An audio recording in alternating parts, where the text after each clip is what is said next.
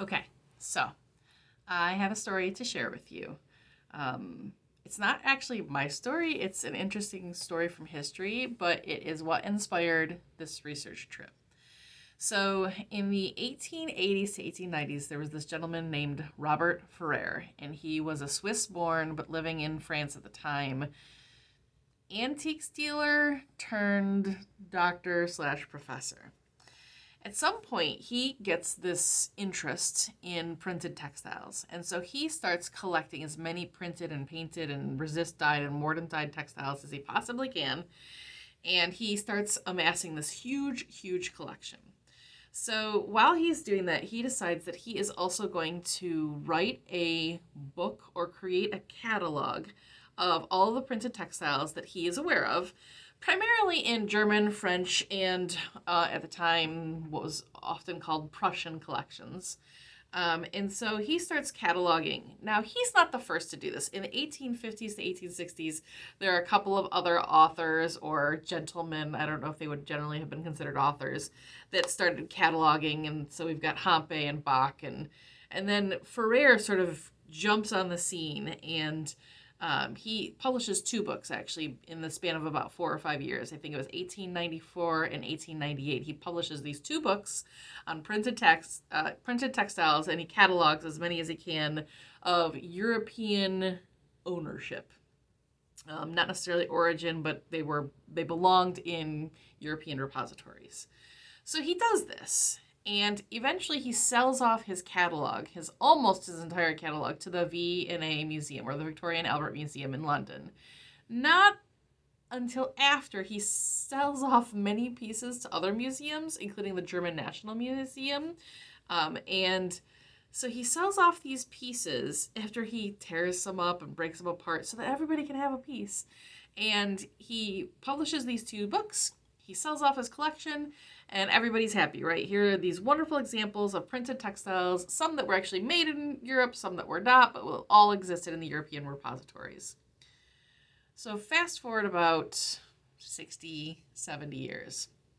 In the early 1960s, Donald King was the keeper of the textiles at the V&A Museum, and he discovers that there's something kind of unusual about these textiles. He ends up publishing first in a German periodical called Pantheon, and eventually he posts, listen to me using modern terminology, he publishes in, I think 1962 or 1964, the same exact paper, essentially, which kind of discounts most of the Ferrer collection as being counterfeits and forgeries. Now, Donald King is very careful not to say whether he thinks Ferrer had anything to do with it. That, however, is an entirely different video that I'm thinking about doing. If you want me to do the trial of Robert Ferrer, let me know. But he basically says, look, all of these things that we have been basing our knowledge of printed textiles on from these two Ferrer books, which were sort of the holy gospel of printed textiles research, like 95% of them are counterfeits. And we really can't rely on the information that we have from Ferrer and from this collection. In the 1980s and 1990s, a little bit before them, but particularly during that time frame, there is a German author named Leonie von Wilkens. And she published some pretty amazing pieces about printed textiles, particularly ones that originated in Germany, Switzerland, and Italy, but very much focused on German. And so she actually does this fantastic job of sort of giving a truer depiction of the origin, the practices, the technology as we knew it behind it. And so there's sort of like this progression of people who have researched over the last 150 to 160 years. Now, I am not the only person amongst my contemporaries, but this is where we're at, right? So we had Ferrer, well, actually we had Hampe and Bach, we had Ferrer, we had Donald King, we had Leonie von Wilkens, and today we have a number of people that are very excited about and are trying to get more information about printed textiles, but there really haven't been the resources to truly study these, or really the coordinated interest. I'm not going to say there's not interest, but the coordinated interest just kind of hasn't been there until 2020, right? So listen, I am not the spearhead of the printed textiles research movement. I am not the only person doing this, but As far as I know, I am the only person that has received a research grant in modern history to study some of these printed textiles at these European repositories. Well, COVID hit. That was not really going to happen, certainly not in 2020. And now we're more than halfway through 2021, and it's just not looking good that I will be able to travel over to Europe. So the institution that gave me the research grants and the award was the Society of Antiquarians of London. And they have decided very graciously to allow me to convert the scope of my studies, not just to printed textiles that are in European institutions, but instead printed textiles of pretty much any origin. My personal interest and focus is in European origin and European held. Obviously can't do much with the European held. Printed textiles. So I am going to be traveling very soon. Today is Wednesday. I travel on Friday to California, and on Monday I start at two different institutions. I'll be at the Los Angeles County Museum of Art, and I will be at the Natural History Museum of Los Angeles County to study, I think I said 50, it's close to 50. It's like 39 textiles and 5 printing blocks or stamps. I think those are their numbers. So I'm excited because this means for the first time in modern history that I'm aware of. Now listen, if I'm wrong, I would love to be wrong.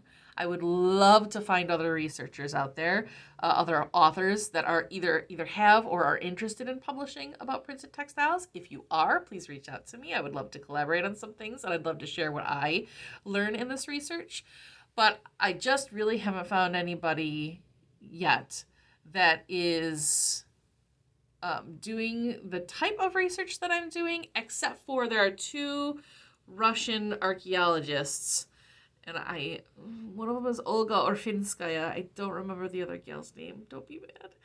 But I've only talked to Olga, which is why I remember her name. So right now there's 2 Russian archaeologists that are really kind of interested, and they've been doing some like micro visual analyses of printed and painted textiles, including some other super much higher tech scientific exploration or research than I can do.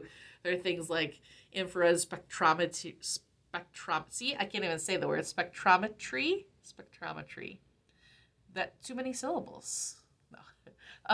Just that it's outside of my wheelhouse, right? I am not a real scientist in terms of having a degree in science and know all of the things and the calculations and all that other good stuff. However, I am looking forward to performing some real research because, how do they say? Oh, bless his heart, Robert Ferrer, right? He wasn't really a scientist. He was just a guy who was super excited about printed textiles. His love and his passion and excitement is what helped create the initial body of work, though much of it is not to be relied upon today, but is the one that created the initial body of work that we frequently use still today. Every book on the subject refers to Robert Ferrer. And while I am thankful that he did this initial research and tried to get the word about printed textiles and painted textiles out there, we have a lot of work to do. We have a lot of undoing of misinformation, whether intentional or not. We have misinformation that litters all of the books on this subject.